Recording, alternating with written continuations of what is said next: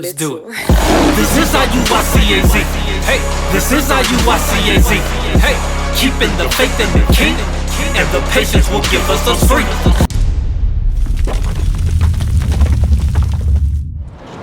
Book of Amos, chapter 3, verse 1. Hear this word that the Lord hath spoken against you, O children of Israel. Now he spoke. Now you know you Israel, right? He said, he's speaking to us. He said, "O children of Israel." These are words that he's bringing to us so we can forbear and hear. Against the whole family, which I brought up from the land of Egypt, saying. So he brought from the land of Egypt, like you said, Moses brought up the children from the land of Egypt. We see him earlier, right? You only have I known. He said, "You have I only known of all the families of the earth.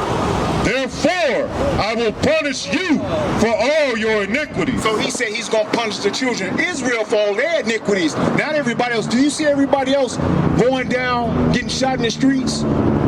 Do you see everybody suffering like we suffering? Because they don't live like we live, right? So it's not equality. It's not equal. And we were getting chastised for our punishments. We get punished for our things that we have done. So we get shot down the street. Do you see Chinese and white folks get shot down the street like we do? Let me get we're going to show you proof of evidence that this Bible is speaking to us, the children of Israel. Because we don't even want to go through this. And if this spirit is going to bear witness to you, you know that this Bible is true. Book of Zechariah, chapter 11, verse 5. Bring it out. Whose possessors slay them? Possessors. Are we in the same captivity in land that we are from our possessors that we're born over here on slave ships? We are the same people, correct? Okay, so we're in the possession of them. Whose possessors slay them? They slay us, and how do they slay us? Right. Whose possessors slay them and hold themselves not guilty. Not what? Not guilty. So who go around and shoot black folks and whatnot besides anybody else and hold themselves not guilty? What happened? The police, right? But you don't see that happening to Chinatown or anybody else. That right? That's in every nation. I mean, in every captivity where we've been slain. Every city that you go to, it's only happening to us. No matter if you're over here or Germany, it's a ghetto in the hood everywhere, and we the one being prosecuted each and every day, right? Zechariah 11 and 5. Whose possessors slay them and hold themselves not guilty. Hold themselves now guilty all the time. Sandra Bland, Freddie Gray, they're always getting shot. People like that get shot in the streets and killed, and the police hold themselves not guilty and they get off. Who was that? George Zimmerman. He wasn't a cop, but he got himself off, right? And he's still off right now today, walking around freely and nobody did it. Now, the funny part about this and whatnot, he's walking around free for the past 10 years or whatever, and we gangbang amongst each other, but nobody have done nothing to him. You see how destroyed we are as a people? Please. We are destroyed. Nothing have happened to him. Every time when we out somewhere, it seems like somebody is always following us and watching what we do and patrolling us. Micromanaging and saying like, you shouldn't be doing this, you shouldn't be doing that. You know what I'm saying? But they're not doing it to other people in other countries or states. You know what I'm saying? The nations. They're not getting that. It's the book of Deuteronomy, chapter 6, verse 7. And thou shalt teach them diligently. You should teach your kids diligently unto thy children, and shall talk of them when thou sittest in thine house, when thou walkest by the way, and when thou liest down. So when your kids get ready to lie down, this is what you should be doing. You should be teaching them scriptures, letting them know who they are, compared to contrary to what other people say that they're not. But God said we're special people. We read in Deuteronomy 76 that we are above. We are special people to Him, our God, right? And when thou risest up. So when your children rise up, you should be teaching them the law, statutes, commandments, letting them know who they are. Oh, that's it. Yeah. Deuteronomy chapter 6, verse 7. And thou shalt teach them diligently. Teach your kids. Unto thy children, and shalt talk of them when thou sittest in thine house, and when thou walkest by the way, and when thou liest down, and when thou risest up. So when they lay us down at night and they rise up in the morning, you should be focusing teaching them the law, statutes, commandments, and who they are, and be respected to not only the parents but authority figures anyway. You know what I'm saying? You're supposed to teach that, and that's the only salvation they're gonna get is by keeping the law, statutes, commandments, because nobody cares about us, and that's why we out here to teach and come out here and teach our people. Go back to So we need to teach each and everybody all the time, regardless if you're up here, we're supposed to be spreading this word and let people know who we are according to God's law. The book of Deuteronomy, chapter 28. Where was 28, 15?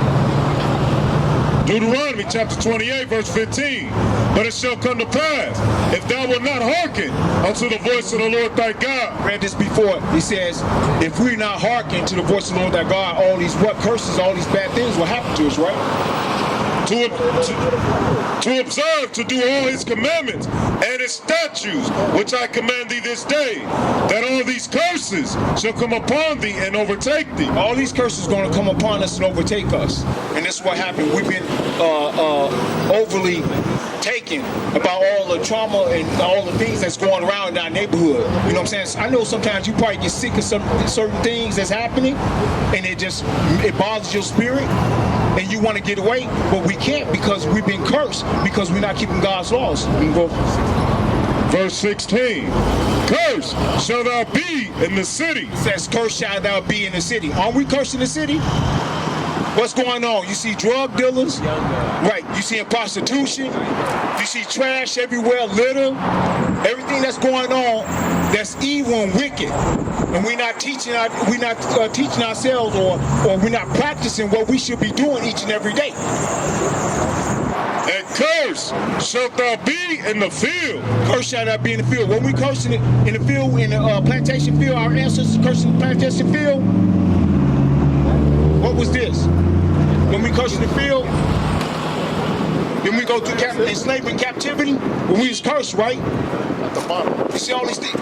At the bottom, we was cursed for picking cotton. The cotton field. We was cursed in the field. And if we speed up today, we're cursed in the field. Our work field of employment.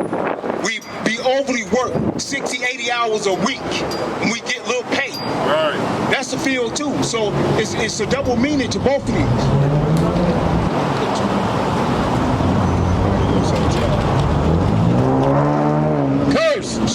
Shall be thy basket. Cursed shall thou be our basket. What you do with a basket?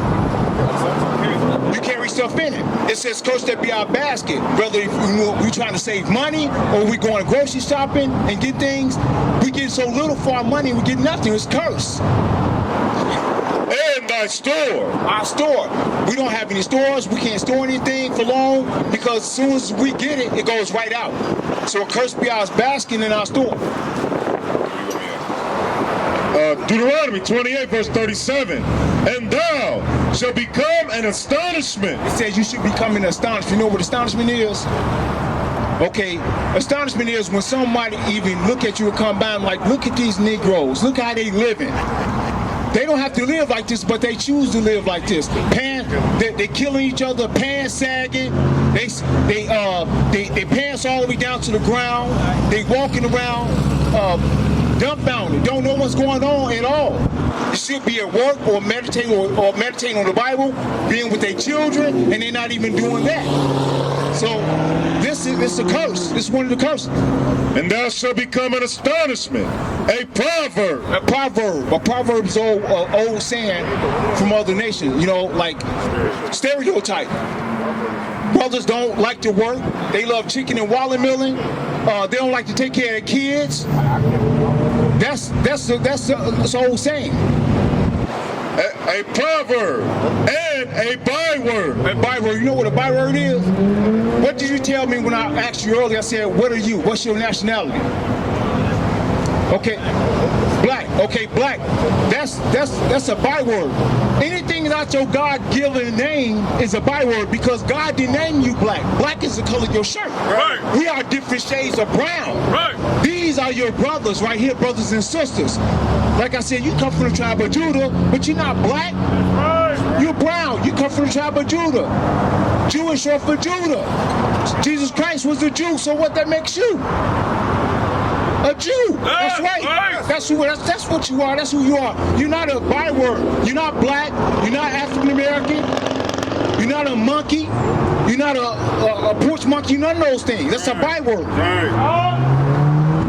And thou shalt become an astonishment, a proverb, and a byword among all nations. All nations, you become an astonishment, a byword, and proverb to all nations. So anywhere you go, it doesn't matter if you went to China, they're going to call you a Negro. They're going to call you a monkey. If you go to Germany, they're going to call you a Negro or a monkey. It doesn't matter where you go. These curses are going to follow us nowhere. No matter where you go, they was going to follow you. And thou shalt become an astonishment, a proverb, and a byword among all nations, whether the Lord shall lead thee. He said, wherever the Lord leads you, you're going to be those name-calling and bywords and proverbs all the time. It doesn't even matter where you at, because these curses are going to follow us. Until we come back and start keeping the Lord's laws, God's laws, we are going to be cursed. And the only way we break those curses is by doing what he asks us to do from the beginning of time. This book of Hosea, chapter 4, verse 6. My people are destroyed for lack of knowledge. He says, my people, not everybody, my. The Lord said, my people are destroyed for lack of knowledge.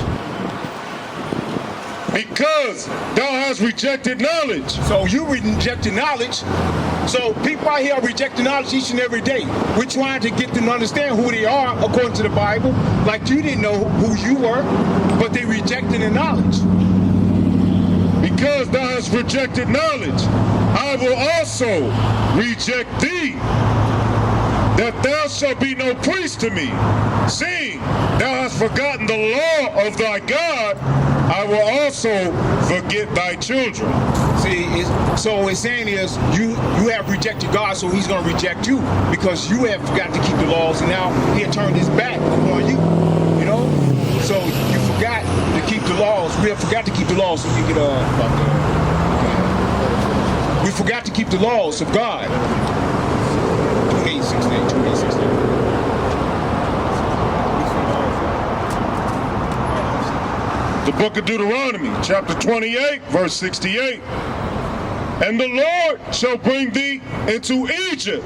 See, he said the Lord will bring us to Egypt. You know what Egypt? We talked about Egypt earlier. You know what Egypt means? All right, we're going to get the understanding on that. We're going to let you know what Egypt means, because earlier you brought that out. Book of Exodus, chapter 20, verse 2. I am the Lord thy God, which hath brought thee out of the land of Egypt, out of the house of bondage. What is Egypt now? House of bondage. What's another word for bondage? Captivity. Enslavement, right? Deuteronomy chapter 28, verse 68. And the Lord shall bring thee into Egypt again with ships. He said the Lord will bring us in captivity again by the way of slave ships. So then we, the so-called blacks, Hispanic, and Native Americans came on slave ships. Did you know that? So that's how we came in.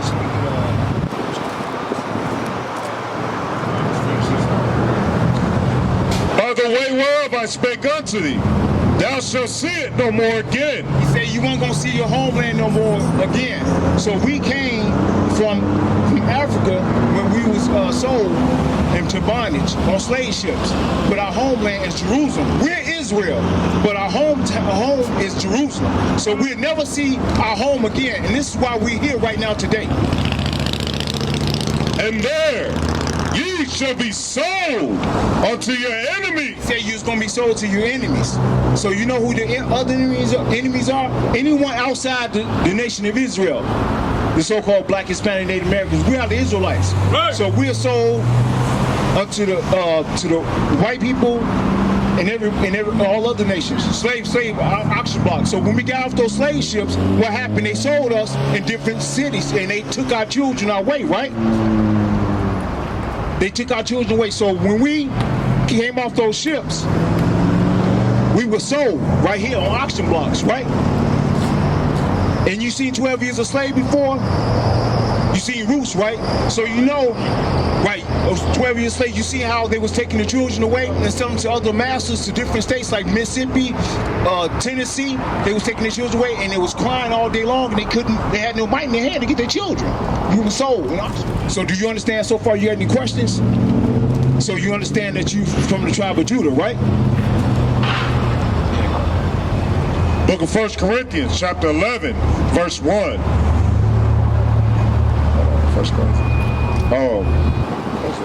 Verse 3. Verse 3.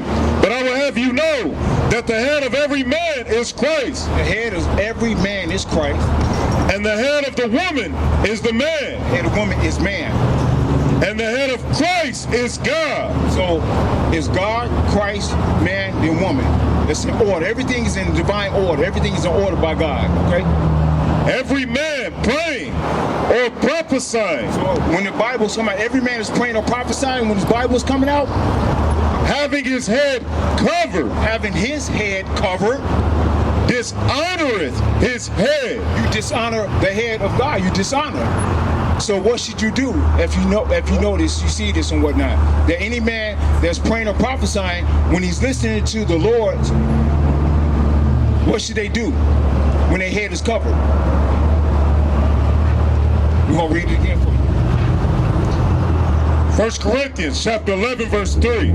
But I will have you know that the head of every man is Christ, and the head of the woman is the man, and the head of Christ is God. Every man praying. Every man that's praying.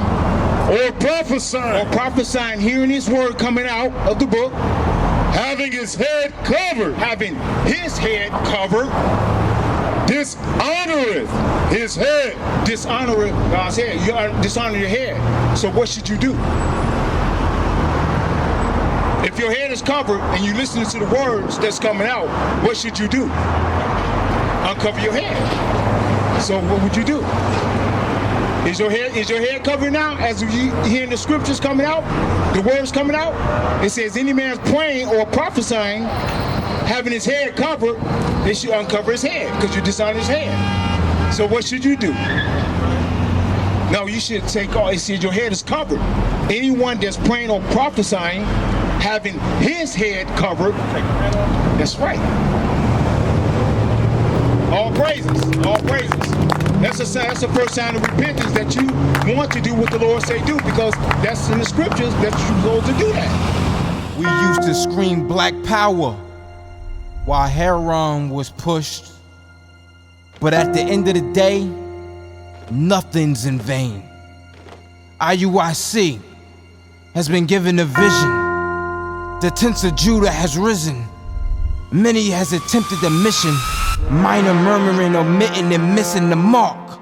Just reading that he had the flame of fire in his eyes gave us the spark. We on Paul's mission. We out on the road, purple and gold.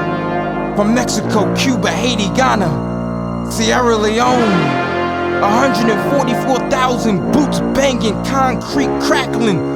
These are our men repented at heart. The scriptures is proof. IUIC, we deliver the truth.